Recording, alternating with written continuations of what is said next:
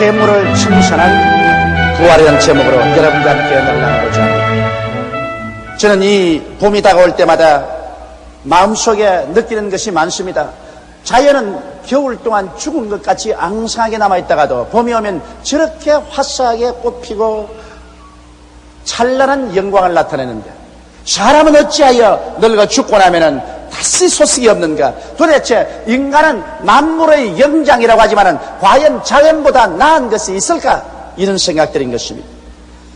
그러나 지금으로부터 2000년 전에 하나님의 아들 예수께서 사람의 몸을 쓰시고 오셔서 사람으로 사시고 실제로 사람으로 죽으시고 또 사람으로 실제 부활하심으로 말미암아 사람도 영원한 절망에 처해서 죽음의 노예가 될 것이 아니라 그리스도 안에서 우리도 부활하고 살아갈 수 있다는 소망을 허락해 주신 것입니다.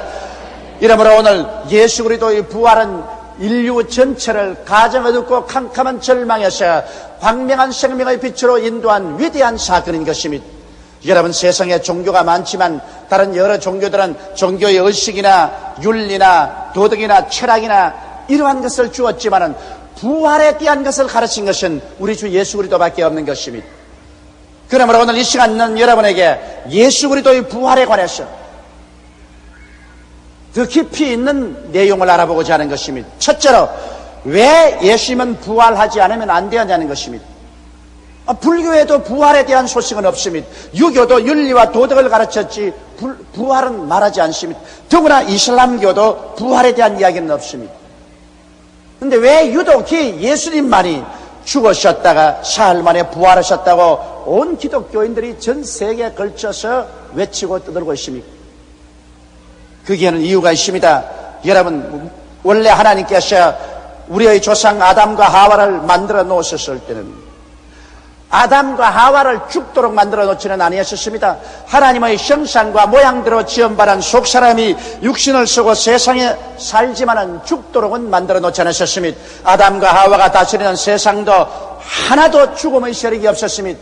꽃은 영원히 피어 있어야만 하고, 새들은 늘 노래해야 되고, 짐승들은 활기차게 뛰도록 만들어 놓았지 죽음이 이 대지를 점령하도록 만들어 놓지는 아니한 것입니다.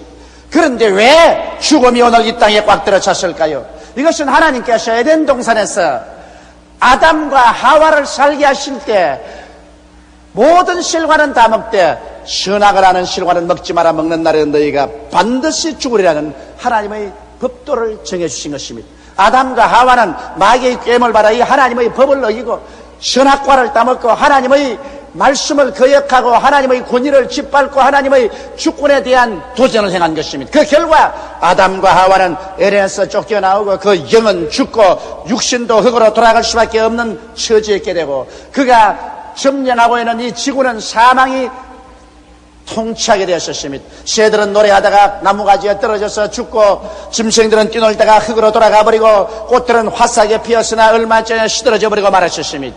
그때로부터 시작해서 오늘날까지 죽음은 이 인류를 점령하고 이 세계를 다스리고 있는 것입니다. 아무도 이 사망의 세력에서 우리를 해방시켜 줄 수가 없었습니다. 사람들은 종교는 갖다 줄 수 있었습니다. 철학도 갖다 줄 수 있었습니다. 심오한 진리는 말할 수 있었으나 사망의 세력에서 인류를 벗어나게 하지는 못했었습니다. 왜 그럴까요? 이것은 아담과 하와의 죄의 값으로 사망이 왔기 때문에 이 죄의 채무를 갚지 못하는 이상 죽음에서 놓여날 도리가 없는 것입니다. 그런데 누구든지 우리는 어머니 뱃속에서 이미 태어날 때부터 죄의 채무를 짊어집니다. 콩 심은 데 콩 나고 팥 심은 데 팥 나는 것처럼 아담의 씨를 받은 우리들은 모두 다 아담처럼 이미 뱃속에서부터 죄인으로서 잉태되고 사망의 포로가 되어서 태어나는 것입니다. 이러므로 이 땅에 태어난 사람치고 어떠한 사람도 죄에서 벗어날 사람이 없고 사망의 노예에서 해방될 사람이 없는 것입니다. 성경은 밝히 말씀하시기를 모든 사람이 죄를 범하였으니 하나님의 영광에 이르지 못하려고 말하셨으며 죄를 지은 영혼은 죽으리라고 말씀하고 있는 것입니다. 이러므로 모든 사람들이 다 죄인이므로 모두 다 죽을 수밖에 없는 것입니다. 그렇기 때문에 하나님께서는 우리에게 종교를 주시지 않으셨습니다. 윤리나 도덕이나 철학을 주지 않고 의식이나 형식을 주지 아니하시고 죄 없는 아들을 주신 것입니다. 예수님께서는 동정녀 마리아의 몸에 태어나셨습니다. 아담의 씨를 받지 아니하고 성령으로 말미암아 원죄 없이 잉태되어서 태어나셨고 33년 동안 주님께서는 육신의 생활 속에서 죄라고는 지어본 적이 한 번도 없었습니다. 죄의 채무가 없는 예수가 죄의 채무에 짓눌린 우리를 대신해서 빚을 갚아줄 수가 있는 것입니다. 여러분과 나는 모두 다 죄의 빚을 짊어지고 몸부림치는 사람들입니다. 죄의 빚이 없는 사람이 우리에게 와서 우리 빚을 대신 청산해 줄 수가 있는 것입니다. 이렇기 때문에 예수님께서는 오셔서 여러분과 나의 죄와 불의, 추악과 저주, 절망과 죽음을 한 몸에 걸머지시고 자원해서 십자가에 올라가서 그 몸을 찢고 그 피를 쏟으셔서 하나님 앞에서 우리 죄를 청산하신 것입니다. 우리 주 예수께서 죄를 청산하지 않으셨으면 여러분과 나는 어떠한 의로운 행위나 노력으로도 구원을 받을 수는 없습니다. 오늘날 너무나 많은 사람들이 교회 왔다 갔다 하면서 진실로 하나님이 살아계시고 예수님께서 우리의 구주가 되신다는 것을 모르는 사람들이 많습니다. 그 이유는 예수께서 죄를 용서하고 부활하신 사실을 체험하지 못했기 때문인 것입니다. 그러면 우리 주 예수님께서 여러분 우리의 죄를 철저히 청산했다는 증거가 뭡니까? 예수님이 부활하신 것이 죄악을 청산했다는 증거가 됩니다. 옛날에 이조시대 우리 한국에는 나라 돈 1000장을 먹으면 사형을 당합니다. 그러므로 국가에서 뇌물 1000장을 먹은 사람을 사형에 처하기 전에 감옥에 가다 놓고 일정 기간 말미를 주어서 가족들이 그 돈을 갚게 하는 것입니다. 가족이 돈을 갚으면 사형에 처하지 않고 해방시켜 줍니다. 그런데 여기 한 사람이 나라 돈 1000장을 먹고 감옥에 갇혔습니다. 온 동네 사람이 그 사람 감옥에 갇힌 걸 다 압니다. 그런데 날짜가 지나고 난 다음에도 나오지 못하면 이 사람 돈 못 갖고 죽은 것입니다. 그러나 날짜가 지나기 전에 나와서 길거리에 활보하고 다니면 이 사람 그 빚을 갚았구나 하는 증거가 되는 것입니다. 여러분, 이 세상 위대한 종교가들이 모르다 나를 따르라, 내 교훈을 따르라 그러면서 한다고 했는데 이 사람들이 다 죽고 난 다음에 한 사람도 도로 나오지 못했었습니다. 그들은 빚을 갚는다고 큰소리하면서 들어가고 난 다음에는 빚을 갚지 못하고 나오지 못했습니다. 그러나 예수님께서는 여러분과 나의 빚을 대신 짊어지고 죽음의 세계에 들어갔다가 하나님 앞에서 빚을 다 청산하고 이제 빚이 없으니 거기에 잡혀있을 필요가 없어서 활활 털고 주님은 부활에 나오고 말하신 것입니다. 이러므로 주께서 부활해서 나왔다는 것은 여러분과 나의 빚을 다 갚아버리고 이제는 빚으로 말미암아 사망에 묶여있을 필요가 없기 때문에 주님이 일어나 나온 것입니다. 이러기 때문에 예수님이 부활 안 했다면 우리 믿음도 헛것이고 우리의 찬송도 헛것이고 기도도 헛것입니다. 그러나 예수께서 부활에 나왔으므로 이젠 예수를 통해서 여러분의 어제의 죄, 오늘의 죄, 내일의 죄가 다 용서받고 마는 것입니다. 우리는 예수를 통해서 이제 하나님 앞에 죄 없이 의롭게 당당하게 설 수 있게 된 것입니다. 우리 하나님께서 예수님은 여러분과 나를 보실 때 이제는 여러분과 나를 죄인으로 보지 아니하십니다. 여러분과 나의 죄의 빚은 영원히 청산되어 버리고 말하셨습니다. 과거와 현재와 영원한 미래까지 우리는 예수 안에서 다 죄 없는 의로운 사람들이 되고 마는 것입니다. 이러므로 예수 믿고 죄 용서를 받고 구원받은 우리들은 이제 하나님 자녀답게 올바르게 살려고 노력하는 것은 당연한 이치지만은 우리의 의로운 행위 때문에 우리가 구원받는 것이 아니라 예수 그리스도의 십자가의 보혈의 값을 하나님께 받아준 증거로서 주님이 사망을 이기고 부활하시기 때문에 이제 예수 안에서 믿음으로 구원을 받게 되는 것입니다. 그러면 둘째로 제가 여러분께 증명하고 싶은 것은 과연 예수께서 부활하시냐는 것입니다. 오늘날 사람들은 예수께서 부활했다고 말하지만은 예수님께서 부활한 증거를 확실히 가지고 있느냐는 것입니다. 성경에도 2사람 이상의 증거 이외에는 받지 말라고 했었습니다. 한 사람이 말한 것 믿을 수가 없어요.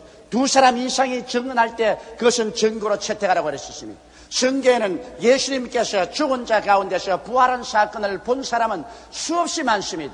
예수님이 십자가에 못 박여 죽으셨을 때 제 아들이 예수님의 시체를 천에 사서 몰약으로서 그 몸을 덮고 아리마대 요셉의 무덤에 장사했습니다. 유대인의 무덤은 한국과 같이 봉건을 세우는 것이 아니라 언덕을 파서 굴을 뚫어서 그 속에 시체를 넣고 돌로서 막습니다.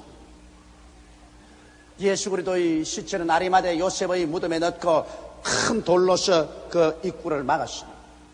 그러자 로마의 총독 빌라도는 예수님의 제자들의 시체를 훔쳐가고 난 다음에 예수님이 부활했다고 소문을 낼까 싶어서 군인들을 파견하여 그 무덤 문에 인장을 치고 군인들이 지키게 한 것입니다. 로마의 군인은 그 당시 세계에서 최고의 강병이었습니다. 그런데 사흘이 지나고 난 다음에 예수님의 여제자들이 예수님의 시체에다가 향유를 뿌리기 위해서 그들은 아침 일찍이 주일날 일어나서 무덤을 찾아오고 있었습니다. 그러면서 그들 가운데서 서로 의논하고 걱정했습니다. 무덤 앞에 큰 돌로서 막아놓았는데 누가 그 돌을 옮겨줄 수 있을까? 그래서 무덤 근처 가까이 오는데 갑자기 지진이 나서 산이 흔들리기 시작합니다. 여인들이 이리 쓰러지고 저리 쓰러집니다. 그러자 하늘에서 찬란한 섬광이 비칩니다. 그들은 빨리빨리 무덤가에 와보니까 수지가던 로마 군인들이 얼굴이 창백하게 되어서 창금을 다 버리고 벌벌 기어서 도망을 치고 있습니다. 예수 그리스도의 무덤 문은 이미 돌이 옮겨졌고 그 돌 위에 하늘에 햇빛같이 빛나는 얼굴을 가진 천사가 흰옷을 입고 앉아 있었습니다. 예자들이 놀라서 그를 바라보고 있으니까 그 천사한테 말해, 너희가 산자를 죽은 자 가운데서 찾는구나. 너희가 찾는 예수는 이 무덤에 있지 아니하고 이미 살아나셔서 갈릴리로 가신다고 하라고 했었습니다. 이 말을 듣자 여자들은 너무 소스라쳐 놀라고 기뻐서 그 길로 돌이켜 그러만 날 살리라고 뛰어내려옵니다. 제일 처음은 막달라 마리아가 가장 걸음이 빨라서 그는 뛰어와서 베드로와 요한을 잠에서 깨워 일으켰습니다. 빨리 일어나시오, 우리 주님의 시체가 없었습니다. 천사가 하는 말이 예수님이 살아났다고 말합니다. 베드로와 요한이 막달라 마리아와 함께 뛰어와서 아리마대 요셉의 무덤 안에 들어가 보니까 예수님의 머리에 썼던 수건과 그 이복만이 잘 포개어져 있고 시체는 온데간데 없습니다. 베드로와 요한은 고개를 갸우뚱거리다가 도로 내려가고 혼자 무덤가에 앉아서 울면서 무덤 안을 들여다보고 있는 막달라 마리아에게 어떤 사람이 뒤에 나타나서 그림자가 비쳤습니다. 막달라 마리아는 산직인 줄 알고 우리 주님을 당신이 가져가시면 내게 주십시오. 내가 그 시체를 인수하겠습니다 하니까 마리아라고 부릅니다. 깜짝 놀라 돌아보니 예수님이 부활하셔서 뒤에 서 계십니다. 너무 놀라서 마리아가 예수님을 끌어안으려고 하니까 주님께서 내 몸에 손대지 마라. 나는 아직 하나님께 올라가지 못했다. 그러나 나는 곧 너희 하나님, 나의 하나님, 너희 아버지, 나의 아버지께로 간다고 하라고 말했어요. 그 말을 듣고 막달라 마리아는 너무 좋아서 팽이처럼 뛰어서 내려오는데 예수님은 이미 동리에 다 가까운 여자들에게 나타나셨습니다. 편안하뇨? 여인들이 예수를 보고 너무 놀라고 또 이심한 자를 쫓아 있었습니다. 그들은 예수의 발 앞에 엎드려 경배하고 그 발을 안고서 입맞추었습니다. 그래서 여인들이 와서 제 아들에게 예수님이 부활하셨다, 막달라 마리아가 보았다, 우리 앞에도 나타났다 하니까 제 아들이 모두 다 의안이 벙벙해서 이 부인들이 도대체 어떻게 되었느냐, 잘못되었지 않았냐 의심을 했었습니다. 그런데 거기에서 두 제자가 너무 실망하고 절망에 취하여 여인들의 말을 다 들었음에도 불구하고 일어나서 우리는 엠마오로 가자, 시골로 낙향에 가서 이제는 농사나 짓고 살자. 이래서 두 사람이 엠마오로 기진맥진에서 내려가는데 어떠한 한 사람이 빨리빨리 그러더니 그들 길에 함께 동행을 하게 됐어요. 당신들 왜 그렇게 기진맥진하오? 아니 예루살렘에서 당시 일어난 소식을 모르고 하나님 앞에서 기사와 이적과 말의 능력 있는 나사렛 예수가 빌라도와 유대인들의 모함을 받아서 십자가에 못 박아 죽었어. 우리는 그분이 이스라엘을 구원할 줄로 알았어. 그러자 같이 가는 그분이 성경을 펼쳐서 그들에게 하나님의 아들 예수께서 오셔서 십자가에 못 박여 죽고 사흘 만에 부활할 것을 자세히 설명하는데 그들의 마음이 뜨거워졌습니다. 마침 그들이 저녁이 늦어지고 주막에 가까이 오자 주막집에 함께 들어가서 떡을 청하여서 그분이 떡을 들고 축사하고 떼어주는데 떡을 받자마자 눈이 열리니 그분이 예수인 것을 알게 되셨습니다. 예수인 것을 알아보자마자 주님이 사라졌습니다. 두 사람은 소스라쳐 놀라 뛰어일어나서 그 길로 예루살렘으로 줄다람쥐를 쳐서 제자들이 모인데 오니까 제자들이 흥분해서 야단입니다. 예수님께서 과연 살아났고 베드로에게 나타났고 우리 10사람이 모였는데 주님이 갑자기 나타났다고요. 그리고 우리가 식사하는데 주님이 말씀하기를 너희 중에 먹을 것이 있냐고 그러셔서 생선한 토막을 주니까 주님께서 잡수시고 나는 영이 아니라 너희 보는같이 살과 뼈가 있다고 말씀하셨다고 흥분해서 이야기했습니다. 그런데 그때 도마가 어디 갔다가 어슬렁어슬렁 돌아와서 이 흥분한 무리를 보고 혀를 차면서 전부 여인들처럼 너희들을 다 돌아. 나는 그렇게 쉽게 믿지 않는다. 만일 예수님이 진짜 살아나셨으면 나는 내 손가락으로 그 못자국난 손에 넣어보고 내 손으로 그 옆구리에 창자국을 만져보고야 나는 믿을 것이다. 아무래도 도마는 믿지 않습니다. 그런데 그날 지나고 난 다음 주일 또 저녁에 한 곳에 모였는데 갑자기 예수님께서 나타나셨습니다. 소스라쳐 다 놀라서 보고 있는데 예수님께서 도마 앞에 나오셔서 도마야 내 손가락을 내밀어 자 못자국나게 넣어보아라. 내 옆구리에 너 손을 넣어보아라. 그리고 불신자가 되지 말고 믿는 자가 되라. 토마가 그것을 보고 너무 놀라서 엎드려 나의 하나님이여 나의 주님이여 내가 믿나이다고 말하니까 주님께서 이 사람아 내가 본고로 믿느냐 보지 않고 믿는 자가 더 복이 있나니라고 말씀하셨습니다. 그러고 난 다음 나는 갈릴리로 간다고 주님께서 말씀하셨습니다. 제자들이 갈릴리에 가서 예수님을 기다리고 있는데 언제 나타날지는 모르기 때문에 밤에 그만 배를 타고 그물을 들고 고기를 잡으러 가서 밤새도록 고기를 잡으나 한 마리도 못 잡았었습니다. 새벽녘에 안개가 가득히 끼었는데 예수께서 해변가에서 그들을 부르셨습니다. 너희에게 먹을 것이 있느냐? 없습니다. 우편에 그물을 던져보라. 그들이 우편에 그물을 던지니 고기가 많이 애워져서 그물이 찢어질 지경입니다. 그러자 주님인 줄 알고 허겁지겁 배를 지어서 밖에 나오니 주님이 이미 불을 피워놓고 떡도 준비하고 고기도 구워놓으셨습니다. 그들은 예수님이 준비하신 떡과 고기를 먹고 그리스도의 교훈을 들으셨습니다. 거기에서 예수님께서는 상처 입은 베드로의 마음을 고쳐주셨습니다. 그리고 주님께서는 믿는 모든 사람들이 감람산에 모일 것을 지시하셨습니다. 이래서 예수님께서 부활하신 후 40일 만에 감람산에 그들이 다 모이니까 500여 명이 보는 앞에서 주님께서 손을 들어 그들을 축복하시고 공중으로 올라갑니다. 그들은 올라가는 예수님을 힘껏 바라보고 있었는데 구름이 그를 가리어 사라질 때 그들 가운데 흰옷 입은 두 천사가 서서 말하기를 너희가 하늘로 올라가는 예수를 바라보는구나. 너희 가운데서 하늘로 올리우신 이 주님은 하늘로 올리우심을 본 그대로 다시 오시라고 말씀하셨습니다. 이래서 500여 명이 일시에 예수님이 올라가시는 것을 보고 그 가운데 120명은 내려와서 마가 요한의 다락방에서 열흘 동안 기도하다가 성령을 받게 되고 말한 것입니다. 예수님은 이처럼 살아계셔서 사람들에게 보이시고 바울 선생이 고린도서를 쓸 때는 이 500명 중에서 태반이 살아있었다고 말한 것입니다. 교회를 회파하고 스데반을 잡아서 죽이는데 증인으로 서 있었고 다메섹에 가서 시리아에 있는 예수교인들을 잡아와서 벌하려고 하던 이 사울이 시리아에 가다가 갑자기 대낮보다 더 밝은 빛이 하늘에서 비추면서 사울아 사울아 어찌하여 너가 나를 핍박하냐 하기에 주여 미시니가 하니까 나는 너가 핍박하는 예수라고 말하셨습니다. 이 말에 그는 끄꾸러져서 회개하고 역사상 가장 위대한 그리스도의 제자요 사도가 되었습니다. 그가 바로 사도 바울인 것입니다. 이와 같이 그리스도께서는 죽은 자 가운데서 부활하셔서 40여일 동안 수없이 나타나셨습니다. 이러므로 제자들이 의심할래야 의심할 도리가 없었습니다. 이러기 때문에 모두 다 뿔뿔이 헤어졌다가 다 모여서 그리스도의 복음을 전가하는 위대한 사역자들로 변화되고 말한 것입니다. 어떠한 사람들은 말하기를 예수님 시체를 제자들이 훔쳐가서 놓고 부활했다고 소문을 퍼뜨렸다고 말하는데 여러분 세상에서 가장 강군인 로마의 군인들이 기다리는데 그리고 그들이 목숨을 바치고 지키는데 오합지졸인 제자들이 가서 그들과 싸워서 예수의 시체를 훔쳐올 도리도 없거니와 서로 훔쳤다고 할지라도 그 중에 제자들은 수십 명이 죽든지 잡히든지 해야 될 것입니다. 그러나 성경에 보면 오순절날 이후로 12제자가 그대로 남아있었습니다.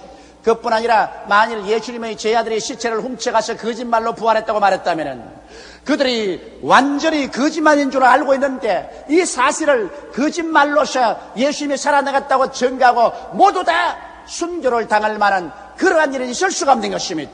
자기가 거짓말인 줄 아는데 그 사실을 전하기 위해서 자기 목숨을 바치고 피를 흘릴 사람이 있겠습니까? 이런 여건들을 보아서 예수님의 시체를 제자들이 훔쳐갔다는 말은 거짓말인 것입니다. 그뿐 아니라 여러분 오늘날 우리가 예수께서 부활하신 것을 확실히 아는 것은 하나님께서 부활의 영 성령을 우리에게 부어주시기 때문인 것입니다. 오순절날에 베드로가 일어나서 외쳐 말하기를 오늘날 하나님께서 예수를 죽은 자 가운데 살려셔서 오른손으로 높이심에 그가 아버지께로부터 이 성령을 받아서 너희 보고 듣는 이것을 부어주셨다고 말한 것입니다. 바로 성령은 예수께서 부활하셨기 때문에 부활을 증거하기 위해서 하나님이 보내신 영이신 것입니다. 우리가 오늘 예수 이름으로 간절히 기도할 때 성령을 충만히 받고 성령이 말하게 하심을 따라 다른 방언으로 기도하는 은혜를 입게 되는 것입니다. 우리는 성령이 충만해서 성령의 은사가 나타날 때마다 예수께서 죽은 자 가운데서 부활하셔서 여러분과 나에게 이 보고 듣는 것을 부어준 사실을 확증할 수가 있는 것입니다. 우리가 예수의 부활하심과 살아계심에 대한 확증이 없는 이유는 부활한 예수 그리스도로부터 성령을 받지 않았기 때문인 것입니다. 바울 선생은 에베소에 가서 믿는다고 하나 죽은 자와 방불한 신자들을 보시고 제일 먼저 물은 질문이 너희가 믿을 때 성령을 받았느냐고 말하셨습니다. 그들이 우리는 성령이 있음도 알지 못한다고 말할 때 예수께서 바울이 그들에게 예수를 전도하고 물로 세례받게 하고 난 다음 안수함에 성령을 받는지라 그들이 방언도 하고 예언도 하니 모두 12사람이 되더라고 말하셨습니다. 성령 받은 에베소 교회의 12사람이 불같이 일어나서 살아계신 그리스도를 증거하였으므로 얼마 있지 않아요. 소아시아에서 에베소 교회는 가장 위대한 교회로 변화되고 말한 것입니다. 오늘 우리 여의도 순복음교회가 짧은 세월 동안에 세계 최대의 교회가 된 것은 여러분이 성령을 받았기 때문에 그렇게 된 것입니다. 여러분이 성령을 받았으므로 안전하시나 예수가 그리스도인 것을 증거하고 예수께서 죽은 자 가운데서 부활한 것을 증거하며 그로 말미암아 이렇게 많은 성도가 구원을 받고 예수님의 백성이 될 수가 있는 것입니다. 이러므로 오늘날 성령 충만이야말로 가장 부인할 수 없는 그리스도의 부활하신 증거가 되는 것입니다. 셋째로 예수 그리스도의 부활과 우리와 무슨 상관이 있겠습니까? 그 관계성이 무엇입니까? 여러분, 그리스도가 죽은 자 가운데서 부활하심으로 죽은 종교적인 의식에서 벗어나 살아계신 그리스도와 우리는 교제할 수 있게 된 것입니다. 예수님이 부활하기 전에는 사람들은 먹고 마시고 손 씻고 절기와 날을 지키는 종교의식을 지켰습니다. 그러나 이제는 예수께서 죽은 자 가운데서 부활하셔서 여러분과 나의 구주가 되셨습니다. 이제는 예수님이 우리가 예수님 안에 들어오므로 예수님과 24시간 같이 있게 된 것입니다. 집 안방에서나 부엌에서나 일터에서나 교회에서나 우리는 항상 예수와 함께 살게 된 것입니다. 이렇기 때문에 이제는 종교의 의식이나 형식이나 절기나 날짜에 구애될 필요가 없습니다. 이런 것은 다 예수 그리스도를 설명하는 그림자요. 이제 본체인 예수님이 부활해서 내 속에 들어왔으므로 누구든지 예수만 믿으면 구원을 받게 되는 것입니다. 이제 누구든지 예수 그리스도를 믿으면 주님께서 우리 위해서 몸짓고 피 흘려서 죄를 청산해 주셨기 때문에 주님이 반드시 그 사람이 죄 사함을 받도록 아버지 앞에서 기도를 해 주시는 것입니다. 또한 예수님께서는 살아계시기 때문에 우리가 예수를 믿을 때 하나님과 우리가 원수된 것을 직접 주님께서 청산하시고 하나님으로부터 성령을 받아서 우리에게 부어주십니다. 예수를 믿을 때 주님은 살아계셔서 이제는 당신이 직접 마귀의 권세와 마귀의 힘을 깨뜨려 버리시고 여러분과 나를 여러 가지 연약과 질병에서 고쳐주시도록 보장해 주시는 것입니다. 주님께서는 실제로 살아서 같이 계시기 때문에 당신이 고통과 채찍에 맞음으로 청산한 그 질병과 고통을 여러분께서 재주시려고 기다리고 계신 것입니다. 예수님은 부활하시기 때문에 여러분과 나를 저주에서 해방시켜주기 위해서 지금 기다리고 계십니다. 십자가를 믿고 나올 때 주님은 저주에서 해방시켜 주시며 주님은 부활하셔서 이제 강림하시는 그날에 여러분과 나를 부활의 몸으로 얻도록 보장해 주십니다. 이 추한 몸이 영화로운 몸으로, 약한 몸이 강한 몸으로, 죽을 몸이 영원히 사는 몸으로, 육의 몸이 신령한 몸으로 변화되는 것을 보장해 주시는 것입니다. 주님은 살아계심으로 지금 십자가에 피 흘려서 값주고 산 이 모든 것이 여러분의 것이 되도록 주님께서 하나님께 기도해 주시고 여러분에게 보증을 해 주시는 것입니다. 이러므로 오늘 우리 예수 믿는 우리들이 해야 할 것은 무엇입니까? 죽었다가 부활하셔서 우리를 대신하여 죄를 멸하시고 화목케 해주시고 마귀를 멸하고 질병을 파괴하고 저주를 청산하고 영원한 생명을 주신 이 그리스도를 우리는 땅끝까지 전도하는 것이 우리의 임무인 것입니다. 여러분, 이제 우리의 사는 날도 점점 짧아집니다. 주님이 오실 날이 점점 가까웁니다. 이제 우리가 이 세상에 살면서 부귀영화 공명을 취하고만 산다면 이것보다 더 어리석은 것이 없습니다. 이제 여러분과 나의 참 삶이란 예수를 믿고 예수를 전도하는 것이 우리의 참 삶인 것입니다. 때를 얻든지 못 얻든지 우리는 전력을 기울여 예수 믿고 구원받고 주님 강림하실 날을 기다리라고 외치는 것이 우리의 본분인 것입니다. 이 일을 위해서 여러분과 내가 부름을 받았었습니다. 이 일을 위해서 우리 조국도 부름을 받았었습니다. 이러므로 우리는 마음을 다하고 뜻을 다하고 정성을 다하고 힘을 다 기울여서 예수 그리스도를 믿고 예수를 전도해서 멸망할 세상에서 불타는 세계로 떨어져 갈 사람들을 구원하는 여러분 되시기를 주의 이름으로 축원합니다. 며칠 후 주님께서 강림하실 것이요 우리는 다 그 앞에 영광스럽게 모이게 될 것입니다. 이는 예수께서 십자가를 걸머지고 사망을 한 몸에 책임지고 철폐하시고 이를 다 갚으시고 그 증거로 부활하셔서 지금 여러분과 나를 위해서 하나님 보좌 우편에서 기도하고 계시며 지금 여러분과 나의 기도를 받으셔서 주의 십자가에서 이루신 은혜를 우리에게 나누어 주고 계시기 때문인 것입니다.